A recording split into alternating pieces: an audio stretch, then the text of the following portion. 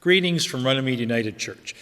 This is another one of my Wednesday faith blasts where I'm looking at the Psalms, and in particular from the perspective of Psalms of hope and assurance. These are dark days, uncertain times.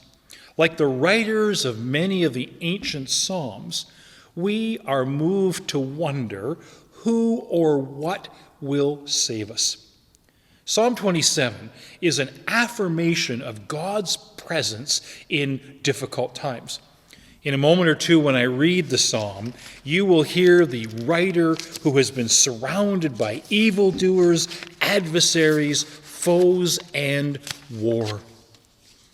Throughout this great psalm of hope and assurance, there is affirmed that God, in the midst of everything, whatever life throws at us, is our light and our salvation.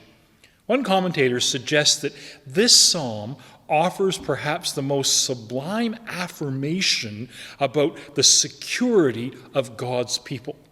We hear this hope and assurance in the very first verse in two successive affirmations.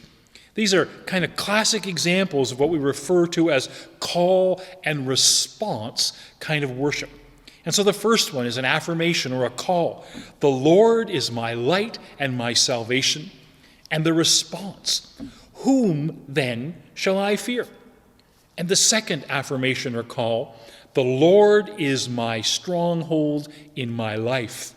And the response, of whom then shall I be afraid? Psalm 27 is attributed to King David. Was suggested two possible time frames in his life. The first one, when he was still quite a young man, and King Saul, in a fit of jealousy because David was getting more and more popular, puts a price on David's head, and David has to run and hide. The second happens probably much later in David's life, when he's been the king of Israel for many years. And at one point, his own son led a rebellion against him. The rebellion at first was incredibly successful, and David had to abandon his capital of Jerusalem. He had to flee and hide up in the cave country in the Judean wilderness. And as he peered out down into the wilderness from those caves, he watched for the troops loyal to his son's army, because if they found him, they would put him to death. This psalm, for much of the year, is used by the Jewish people as a prayer in the morning and the evening. This great declaration that God is our hope. In these days that we find ourselves in, it might just be of value to begin and end each of our days with these great words. One commentary suggests that this psalm is an exuberant declaration of faith. It's kind of a shout it from the rooftop of faith. The psalm is divided into two sections. Verses 1 to 7 is this expression of confidence in God's hope. I'm going to read, first of all, verses 1 to 7. The Lord is my light and my salvation. Whom shall I fear? The Lord is the stronghold of my life. Of whom shall I be afraid? When evildoers assail me to devour my flesh, my adversaries and foes, they shall stumble and fall. Though an army encamp against me, my heart shall not fear. Though war rise up against me, yet I will be confident.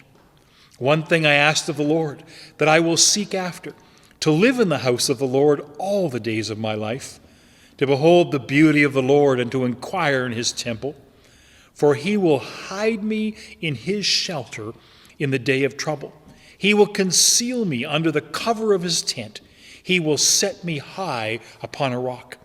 Now my head is lifted up above my enemies all around me, and I will offer in his tents sacrifices with shouts of joy.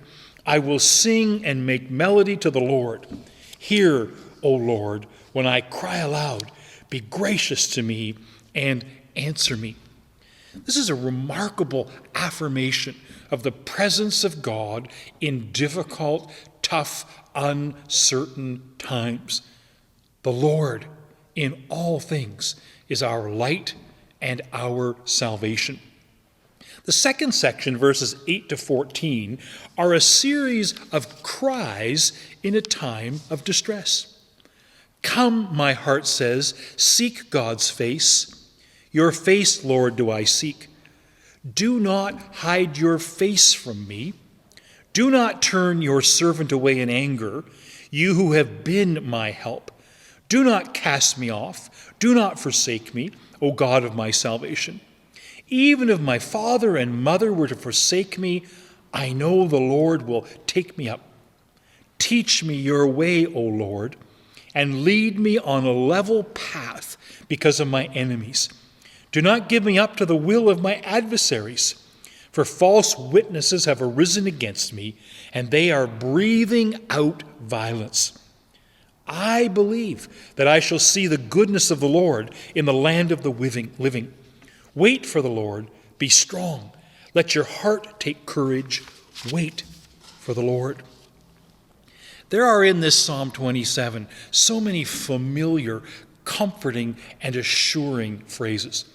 None more so than that concluding verse about waiting for the Lord, being strong, and having courage.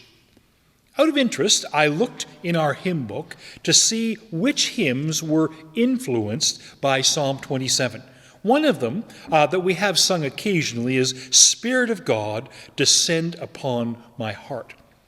But the one that I know best and love best is the hymn that we often use as we gather in this sanctuary around the Lord's table to celebrate communion.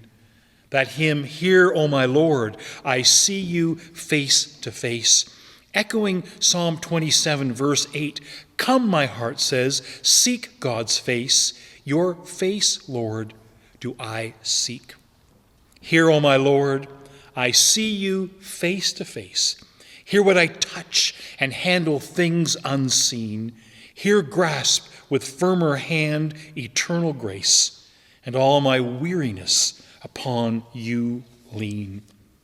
In our uncertainty, in these times of challenge, in our weariness, for I am sure like me you are weary, in our uncertainty, for I am sure like me that you are uncertain, may we seek the face of God. May we hear again words of hope and assurance. The Lord is my light and my salvation. Whom then shall I fear? The Lord is a stronghold of my life. Of whom or what shall I be afraid? Amen.